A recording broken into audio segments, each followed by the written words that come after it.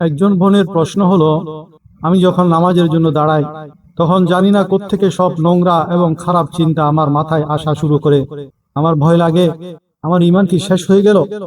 আরেকজন ভাই জিজ্ঞেস করেছেন যে, আমি যখন যাই নামাজে দাঁড়াই তখন আমার ঘরের ঝগড়া, ব্যবসার টেনশন এবং ওই সব কথা মনে পড়ে যা আমি সাধারণ জীবনে ভুলে গিয়েছিলাম।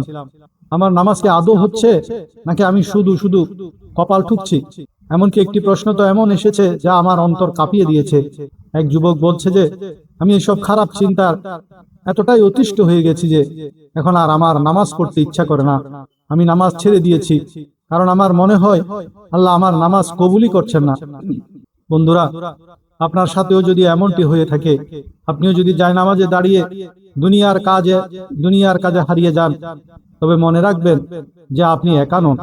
আজ আমি আপনাদের সেই বাস্তবতা জানাতে চলেছি যা আপনার ভয় দূর করে দেবে। আমি আপনাকে সেই গোপন শত্রুর নামও বলবো যে বিশেষভাবে আপনার নামাজের সময় ওয়াসওয়াসা দেয়। আজকের এই কয়েক মিনিটের ভিডিওটি আপনার জীবনের সবচেয়ে গুরুত্বপূর্ণ ভিডিও সাব্যস্ত হবে ইনশাআল্লাহ। কারণ আজ যদি আপনি এই বিষয়টি না বুঝেন, তবে শয়তান আপনাকে নামাজ থেকে দূরে সরিয়েই ছাড়বে। আমি আপনাকে এই ভিডিওতেই সেই নববী পদ্ধতি এবং সমাধানের কথা বলবো যা স্বয়ং রাসূলুল্লাহ সাল্লাল্লাহু আলাইহি ওয়াসাল্লাম নিজে শিখিয়েছেন। কিন্তু একটি কথা আগেভাগে মাথায় গেঁথে নিন, যদি আপনি ভিডিওর একটি অংশও কেটে দেখেন বা এই প্রশ্নগুলোর উত্তর অসম্পূর্ণ রাখেন, তবে কাল যখন আপনি পুনরায় জায়নামাজে দাঁড়াবেন এবং একই চিন্তা আবার আসবে, তখন আপনার কাছে বাঁচার কোনো পথ থাকবে না। সে মারাত্মক ভুলটি কি যা আমরা সবাই নামাজে করি, তা আমি এখনই বলতে যাচ্ছি। প্রিয় বন্ধুরা, এখন আমি আপনাদের সেই 5টি বড় পয়েন্ট বলতে যাচ্ছি যার উপর ভিত্তি করে আমি আজকের এই পুরো ভিডিওটি সাজিয়েছি। যদি আপনি এই 5টি কথা বুঝে নেন, তবে আমি আল্লাহর হুকুমে দাবি করে বলতে পারি আজকের পর নামাজ আপনার কাছে আর কখনো বোঝা মনে হবে না। প্রথম পয়েন্টে আমরা জানব, এসব খারাপ চিন্তার কারণে কি সত্যি আপনার নামাজ ভেঙে যায়, নাকি এটি কেবল আপনার মনের ভুল? বন্ধুরা, এর উত্তর আপনাকে অবাক করে দেবে। দ্বিতীয় পয়েন্ট হলো, আমি আপনাকে সেই বড় সুখবরটি শোনাবো যা স্বয়ং আল্লাহ রাসূল সাল্লাল্লাহু আলাইহি ওয়াসাল্লাম ওইসব মানুষকে দিয়েছেন যাদের নামাজে কুমন্ত্রণা বা ওয়াসওয়াসা আসে। এটি শুনলে আপনার নিজের নামাজের উপর বিশ্বাস বেড়ে যাবে। তৃতীয় পয়েন্টে আমরা সেই গোপন শত্রুর মুখোশ উন্মোচন করব যার নাম হাদিসে এসেছে এবং যে বিশেষভাবে আপনার জায়নামাজে ওয়াসওয়াসা দেয়। চতুর্থ পয়েন্টে আমি আপনাকে সেই নববী চিকিৎসা এবং বিশেষ পদ্ধতিটি করে দেখাবো যার মাধ্যমে এই শত্রু কয়েক সেকেন্ডের মধ্যে আপনার নামাজ থেকে পালিয়ে যাবে। আর পঞ্চম পয়েন্টটি সবচেয়ে গুরুত্বপূর্ণ, আমি আপনাকে এমন 2টি কাজের কথা বলবো, যদি আপনি অজুর সময় এবং নামাজের মাঝখানে এই 2টি কাজ করে নেন, তবে শয়তান আপনার কাছে আসার সাহসও করবে না। বিশ্বাস করুন, যদি আপনি এই 5টি পয়েন্টের মধ্যে একটিও মিস করেন, তবে আপনার এই সমস্যার সমাধান কখনো হবে না। আমার সাথে যুক্ত থাকুন, কারণ আমরা এখন প্রথম পয়েন্ট থেকে এই আধ্যাত্মিক সফর শুরু করছি। বন্ধুরা, নামাজের এই জট খোলার আগে একটি বড় রহস্য শুনে নিন। আপনার মনে হয় যে এসব চিন্তা করা গুনাহ? আমি আপনাকে একটু পরেই সে হাদিস শোনাবো যাতে রাসূলুল্লাহ সাল্লাল্লাহু আলাইহি ওয়াসাল্লাম এই চিন্তাকে গুনাহ নয় বরং অন্য কিছু বলে অভিহিত করেছেন। আর সেই কথা শুনে আপনার চোখে খুশির জল চলে আসবে। সেই বিষয়টি কি তা আমি আপনাদের তখনই বলবো যখন আমি সেই শয়তানের নাম এবং তার কাজ প্রকাশ করব যে আপনার মাথায় ওয়াসওয়াসা দেয়। আর মনে রাখবেন, ভিডিওর একেবারে শেষে আমি এমন একটি জাদুকরী শব্দ বলবো, যদি আপনি নামাজ শুরু করার আগে আপনার মুখ দিয়ে সেই শব্দ উচ্চারণ করেন, তবে শয়তান আপনার কাছে আসার সাহসও করবে না। সেই শব্দটি আমি শেষের জন্য বাঁচিয়ে রেখেছি, কারণ সেটি শুধুমাত্র সেই সত্যনিষ্ঠ নামাজীদের জন্য যারা নিজেদের নামাজকে রক্ষা করতে চায়। প্রিয় বন্ধুরা, আপনাদের সাথে কি কখনো এমন হয়েছে যে জায়নামাজে দাঁড়িয়ে মুখ দিয়ে আল্লাহু আকবার বললেন, কিন্তু মন একদম দুনিয়ার ধান্দায়, গুনাহের স্মৃতিতে বা ফালতু কথায় হারিয়ে গেল? সত্য কথা তো এটাই যে অনেকে এতে এতটাই ভয় পেয়ে যান যে তারা নামাজই ছেড়ে দেন। তারা মনে করেন যে আমাদের নামাজ হয়তো হচ্ছেই না। আজ আমি আপনাকে সেই বাস্তবতা বলবো যা শুনে আপনার পায়ের নিচ থেকে মাটি সরে যাবে। আমি আপনাকে সেই গোপন শত্রুর নাম বলবো যাকে বিশেষভাবে আপনার নামাজ নষ্ট করার জন্য নিযুক্ত করা হয়েছে। যদি আপনি আজ এই ভিডিওটি স্কিপ করেন, তবে মনে রাখবেন আপনি আপনার জীবনের সবচেয়ে বড় ইবাদত অর্থাৎ নামাজকে চিরকালের জন্য ঝুঁকিতে ফেলে দেবেন। সে একটি ভুল কি যা আমরা সবাই করি, তা আমি এখনই বলতে যাচ্ছি। প্রিয় বন্ধুরা, প্রথম পয়েন্ট, খারাপ চিন্তা আসলে কি নামাজ ভেঙে যায়? আমার ভাই ও বোনেরা, এবার আসি সেই প্রথম এবং সবচেয়ে বড় প্রশ্নের দিকে, যা লাখ লাখ নামাজির ঘুম হারাম করে দিয়েছে। প্রশ্নটি হলো, যখন নামাজে এত খারাপ, নোংরা এবং ফালতু চিন্তা আসে, তখন কি আমাদের নামাজ ভেঙে যায়? আমাদের সেই কপাল ঠোকা কি আল্লাহ কবুল করবেন? সত্য কথা হলো, শয়তানের সবচেয়ে বড় চাল এটি। সে আপনার মাথায় ওয়াসওয়াসা দেয় যে, দেখো তুই কত বড় গুনাহগার, যায় নামাজে দাঁড়িয়ে আছিস, অথচ কি ভাবছিস? তোর তো নামাজই হয়নি, তুই তো মুনাফিক। আর জানেন কি হয়? যখন একজন ব্যক্তি বারবার এটি ভাবে, তখন সে হতাশ হয়ে যায় নামাজ থেকে উঠে যায় এবং আস্তে আস্তে নামাজ ছেড়ে দেয়। বন্ধুরা, কান খুলে শুনে নিন, এই কথাটি আমি আপনাদের পুরো জোর দিয়ে বলছি যে নিছক চিন্তা আসায় নামাজ ভেঙে যায় না। হ্যাঁ, আপনি একদম ঠিক শুনেছেন। যতক্ষণ না আপনি আপনার মুখ দিয়ে দুনিয়াবি কোনো কথা বলছেন বা আপনার অজু ভেঙে যাচ্ছে, ততক্ষণ আপনার নামাজ কায়েম আছে। কিন্তু শয়তান আপনাকে এটি বলবে না। সে তো চাইবে যে আপনি এই ভয়ে যায় নামাজকেই যেন আগুন লাগিয়ে দেন। এখানে একটি খুব সূক্ষ্ম বিষয় আছে, যা 99% মানুষ জানে না। যদি আপনি এই বিষয়টি না বুঝেন, তবে আপনার নামাজ হয়তো ভাঙবে না, কিন্তু সেটি আল্লাহর কাছে কবুলও হবে না। সেই জিনিসটি কি, যা নামাজকে ভাঙার হাত থেকে বাঁচিয়ে নেয় কিন্তু তাকে প্রাণহীন করে দেয়? এটি সেই রহস্য, যা আমি আপনাকে একটু পরেই বলবো। কারণ যদি আমি এটি এখনই বলে দেই, তবে আপনি সেই গোপন শত্রুর চাল বুঝতে পারবেন না, যার উল্লেখ আমি শুরুতে করেছিলাম। সেই শত্রুর নাম এবং কাজ শুনে আপনার হোশ উড়ে যাবে। তাই আমার সাথে থাকুন, কারণ এখন আমরা সেই শত্রুর মুখোশ খুলতে যাচ্ছি। আমার বন্ধুরা, নামাজে চিন্তা দুই ধরনের হয়। একটি হলো যা আপনি নিজে আনেন, যেমন ব্যবসার হিসাব করা, আর অন্যটি হলো যা না ডাকা মেহমানের মতো চলে আসে। শয়তান এতটাই ধূর্ত যে সে আপনাকে নামাজে সেই কথাগুলো মনে করিয়ে দেবে যা সারা দিনেও আপনার মনে পড়েনি। আপনার হারিয়ে যাওয়া চাবি খুঁজে পাবেন, সেই হিসাব মনে পড়বে যা মাসখানেক ধরে অমীমাংসিত ছিল। এমনকি সে আপনার শত্রু সেই কথাটিও মনে করিয়ে দেবে যা শুনে আপনার রাগ উঠবে। জানেন সে এমনটা কেন করে? কারণ সে জানে যে যদি সে আপনার মনকে আল্লাহর থেকে সরিয়ে দুনিয়ার দিকে ফিরিয়ে দিতে পারে, তবে আপনার নামাজ শুধু একটি শারীরিক ব্যায়ামে পরিণত হবে। আমি আপনাকে এমন একটি উদাহরণ দিচ্ছি যা আপনি আগে কখনো শুনেননি। বন্ধুরা, কল্পনা করুন আপনি কোনো বাচ্চার সামনে দাঁড়িয়ে আছেন এবং আপনার শরীর তো সেখানে আছে, কিন্তু আপনার নজর অন্য কোথাও এবং আপনি মাথায় অন্য কারো কথা ভাবছেন। তবে কি সেই বাচ্চা আপনাকে পুরস্কার দেবেন? কখনোই না। নামাজও ঠিক তেমনি, এটি আল্লাহর সামনে হাজিরা দেওয়া, আর শয়তান চায় যেন আপনি এই হাজিরায় অনুপস্থিত হয়ে যান। এখন আপনি ভাবছেন যে যদি নামাজ না ভেঙে থাকে, তবে আমরা এই আযাব থেকে বাঁচবো কিভাবে? আমাদের তো ভয় লাগে যে আমরা গুনাহগার হয়ে যাচ্ছি কিনা। আমার প্রিয় বন্ধুরা, এবার আমি আপনাকে সেই বড় সুখবরটি শোনাবো যা রাসূলুল্লাহ সাল্লাল্লাহু আলাইহি ওয়াসাল্লাম ওইসব মানুষকে দিয়েছেন যাদের নামাজে খারাপ চিন্তা আসে। এই কথাটি শুনে আপনার বুক গর্বে ভরে যাবে এবং নিজের নামাজের প্রতি ভালোবাসা জন্মাবে। সেই সুখবরটি কি, তা আমি এখনই সেই গোপন শত্রু এবং শয়তানের নামের সাথে বলতে যাচ্ছি, যার উল্লেখ হাদিসে এসেছে। প্রস্তুত হয়ে যান, কারণ এখন আসল জ্ঞান শুরু হতে চলেছে। প্রিয় বন্ধুরা, এখান থেকে দ্বিতীয় পয়েন্ট শুরু হচ্ছে। খারাপ চিন্তা আসা হলো পাকা ঈমানের নিদর্শন। আমার ভাই ও বোনেরা, এখন যে কথাটি আমি বলতে যাচ্ছি না, সেটি শুনলে আপনার মনের বোঝা অর্ধেক হয়ে যাবে। আপনার মনে হয় না যে নামাজে নোংরা চিন্তা আসা বা খারাপ ওয়াসওয়াসা আসা গুনাহ? আপনার মনে হয় না যে আপনি তওবা তওবা খুব খারাপ মানুষ হয়ে গেছেন? তবে একটু কান পেতে শুনুন। আজ থেকে 1400 বছর আগে নবী করিম সাল্লাল্লাহু আলাইহি ওয়াসাল্লামের যে পাকা ও সত্যনিষ্ঠ সাথীরা ছিলেন এবং সাহাবায়ে কেরাম রাদিয়াল্লাহু তাআলা আনহুম, তারাও এই দুশ্চিন্তায় ভুগেছিলেন। তারা এতটাই ভীত ছিলেন যে একদিন সাহস করে নবীজি সাল্লাল্লাহু আলাইহি ওয়াসাল্লামের দরবারে হাজির হয়ে আরজ করলেন, হে আল্লাহর রাসূল, আমাদের মনে এমন সব খারাপ ও নোংরা চিন্তা আসে যে আমাদের মন চায় যে আমরা জ্বলন্ত কয়লার উপর শুয়ে পড়ি, নিজেদের জান দিয়ে দেই, কিন্তু সেই নোংরা কথা মুখে না আনি। ভাবুন তারা কত ভয় পেয়েছিলেন। তাদের মনে হতো যে তারা বোধহয় মুনাফিক হয়ে গেছেন।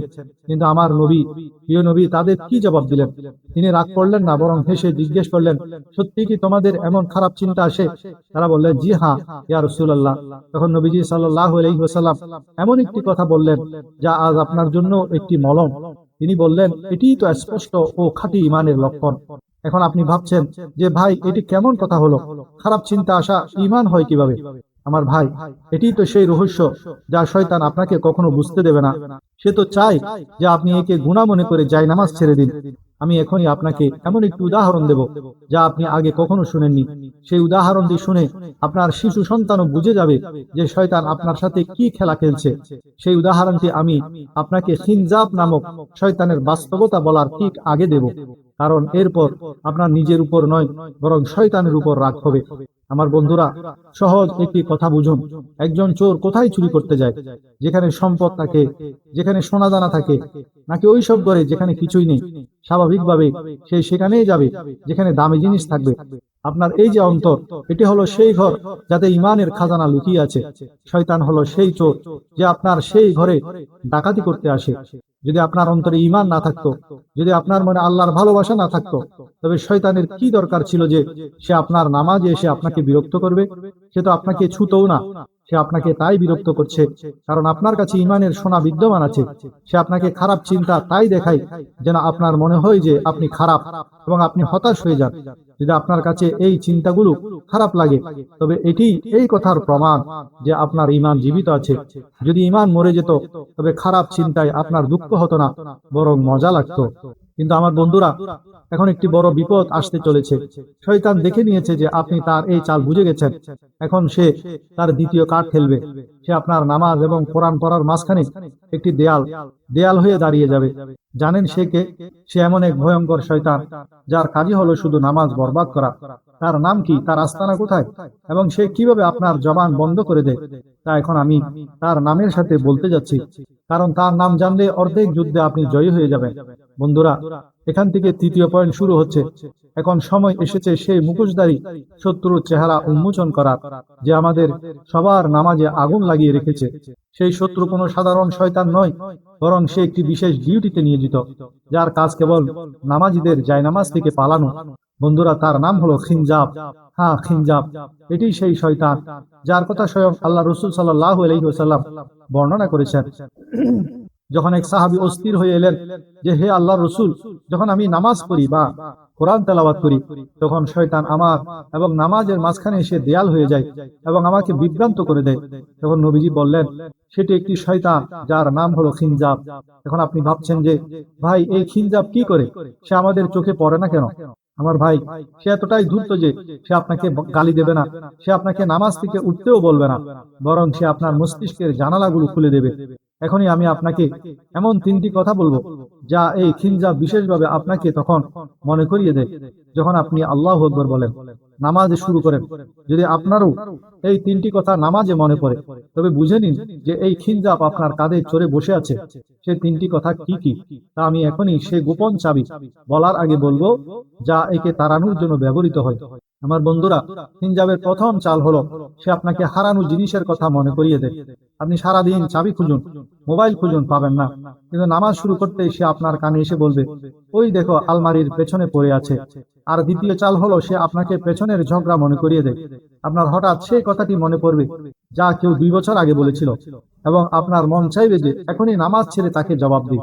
আর তৃতীয় এবং সবচেয়ে ভয়ঙ্কর চাল হলো সে আপনাকে নামাজের রাকাত ভুলিয়ে দেয়। আপনি ভাবতে থাকেন যে এটি দ্বিতীয় রাকাত নাকি তৃতীয় রাকাত, আমি সেজদা একটি করলাম নাকি দুটি। জানেন সে এমনটা কেন করে?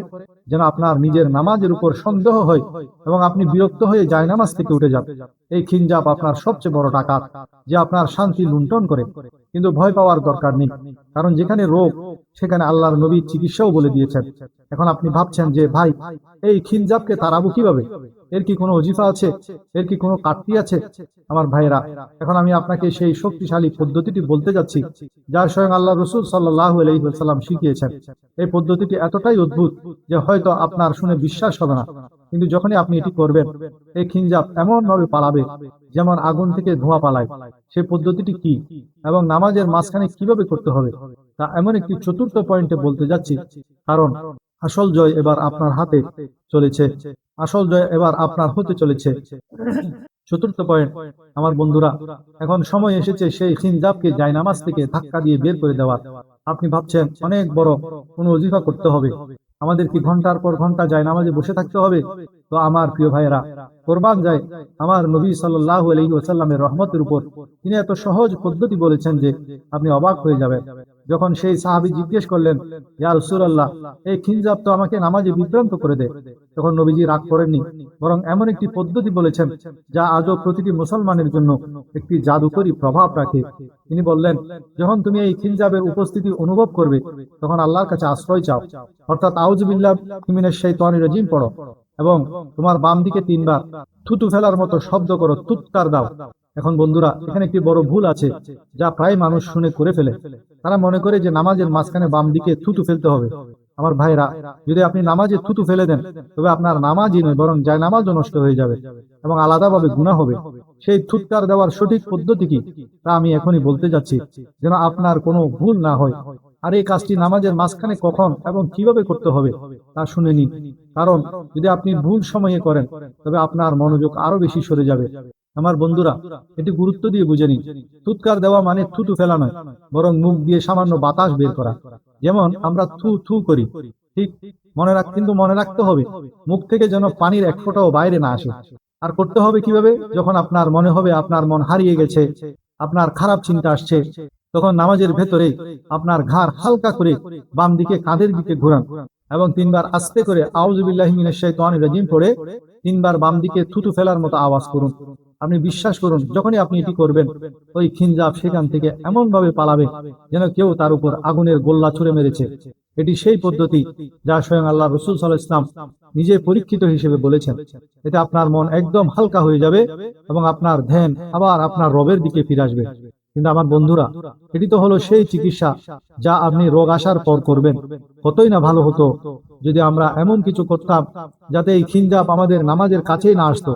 এখন আমি আপনাকে সেই শেষ 2টি পদ্ধতির কথা বলবো, যা আপনার নামাজকে একটি মজবুত দুর্গের মতো বানিয়ে দেবে। এর মধ্যে একটি পদ্ধতি হলো যা আপনি ওযুর সময় করবেন এবং অন্যটি হলো যা আপনার নামাজের রূহকে জীবিত করে দিবে। সেই শেষ পয়েন্টটি আমি ভিডিও এই অংশের জন্য বাঁচিয়ে রেখেছিলাম, কারণ এটিই আপনার এই পরিশ্রমের আসল নির্যাস।